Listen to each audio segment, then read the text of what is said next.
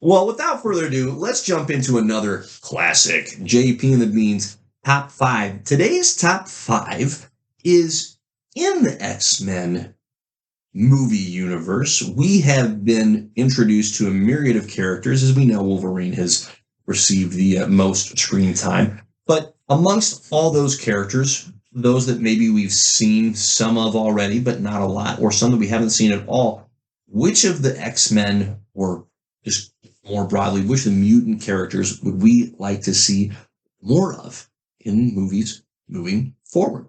Riley, you go first.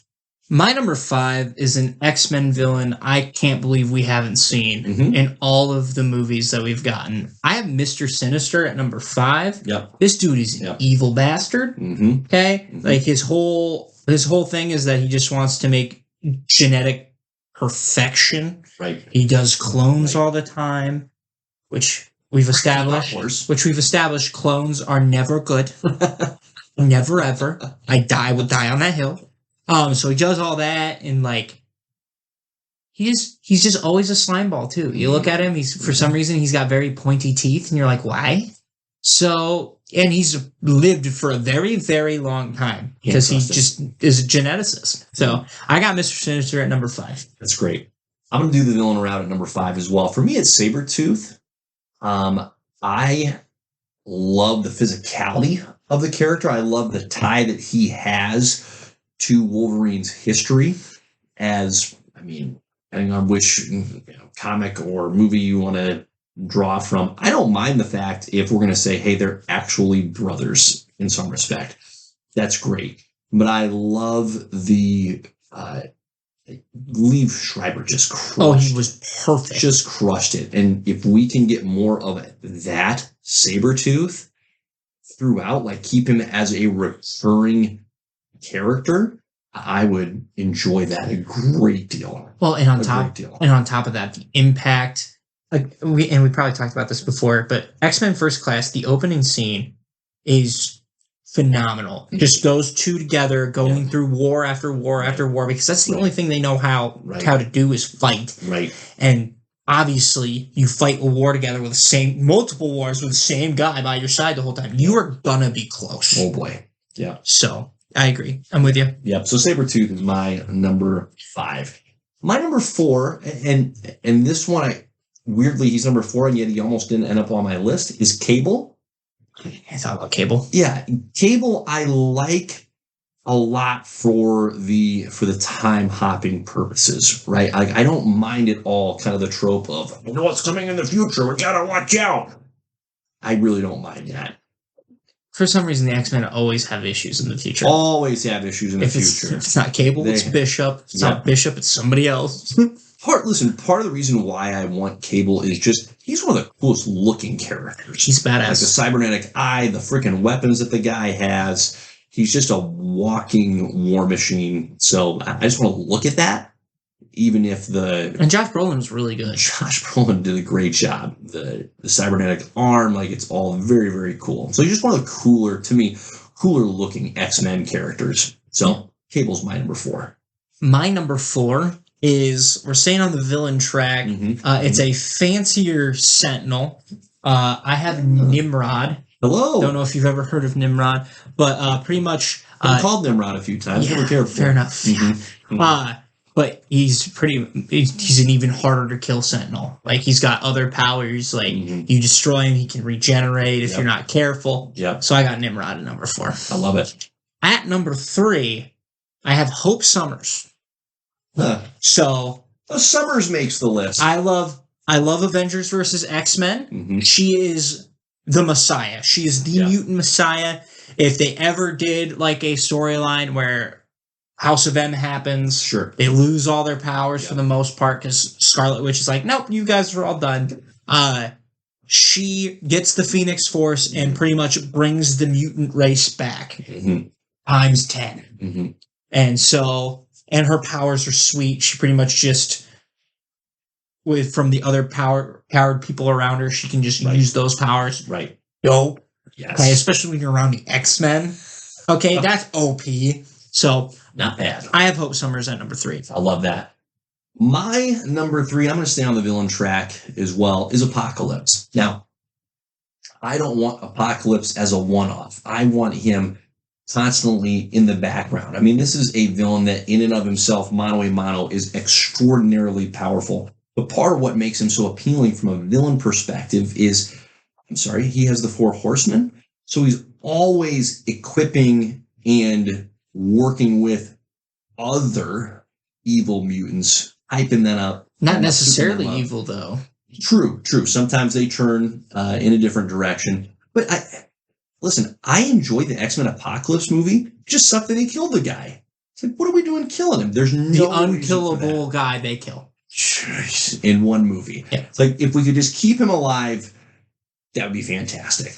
So I'd be down for some Apocalypse. My number 2 is Gambit.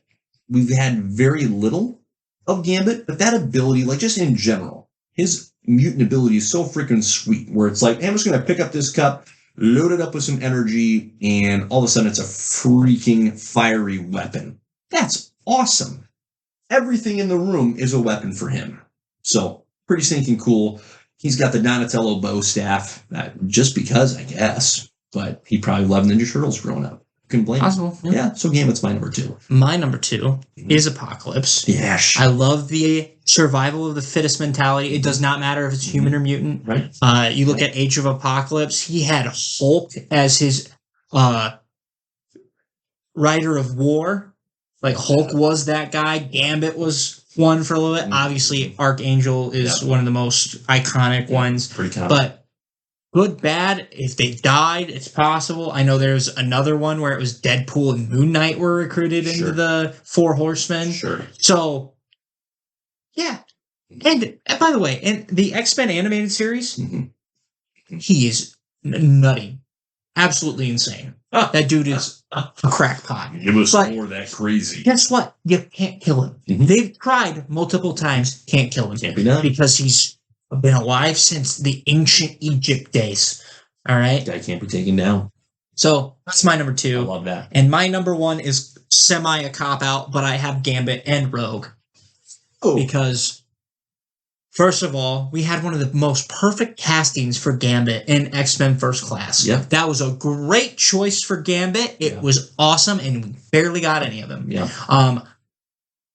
He's fantastic. He's great throwing cards. Was it Taylor Kitchener? Am I remembering that right? Yes, I believe you are correct. Okay. And for Rogue, for me, I don't feel like we've gotten a very good comic accurate Rogue. Like the Rogue we got in the original X-Men trilogy, she's always still kind of afraid to use her powers. Like she still used it in X-Men 1, right? Touch Wolverine, got his healing factor a couple of times. Yeah. But like in the animated series, and this is her origins, she absorbs a lot of powers from Carol Danvers, which you can do now, right? And make it make sense. There you go. But she absorbs it from Carol Danvers, and for some reason, Carol Danvers' power set does not leave Rogue. Everything else leaves Rogue, but Carol Danvers' power set never leaves Rogue. And so she is just an absolute powerhouse in the animated series. And again, the most appealing part, right? When we were talking about like real world, like she wants the ability to be touched by other people. Right. And that's something that she has to live with the rest of her life is like, if anyone touches me, they could die. What a horrible fate. Well, she's a good guy. Right. So, and her and Gambit's dynamic is fantastic. Yeah. Okay. And also, if we do get Gambit, you better give me the Louisianan accent, okay? Because it is magnificent. Bayou. It is magnificent. So that is my number 1, Gambit and Rogue. I love that. That's a great pull. That's not a cap out. That's a great partnership. My number 1 is Nightcrawler. Amen. Nightcrawler for me. Number freaking 1. And also, give him a sword. Absolutely. Give him a sword. Swashbuckler. Azazel has the knives, which he uses to great impact. If he's going to be Nightcrawler's dad, surely he taught the kid how to wield a blade. So let's give him a cutlass and say, go for it, kiddo. He is such a phenomenal character in X2. He has one of the best action scenes ever in any comic book movie. How we have had so little of Nightcrawler in all of the X-Men content we've had is beyond me, and it is not short of criminal that he was in X2 and then just not in X3 at all. Incredible. I can't believe they cut him. Incredible. Can't believe they cut him because they made him so cool and so like relatable. Yeah. And the fact like he's like, I don't want to be a weapon. Like I'm actually a very peaceful person, and now I'm just this guy is just having me kill a bunch of people for no reason. For him, for that purpose, right? So he was a little bit in X-Men Apocalypse, correct? He was in the new trilogy a little bit, but yeah, but not like it hardly counted. I agree. Nightcrawler is one of my favorite X-Men. Yeah. So for him to be done right, very important to me. Yep. Correct. But just the teleporting, because here's the deal: X-Men Origins, we got a teleporter, and it wasn't Nightcrawler. It was the guy from the Black Eyed Peas. Yeah, Will I Am. It was Will I Am, and I don't even remember his character's name because it was very short lived. All right, but correct. Yeah, I'm in 100% agreement with you. There you go.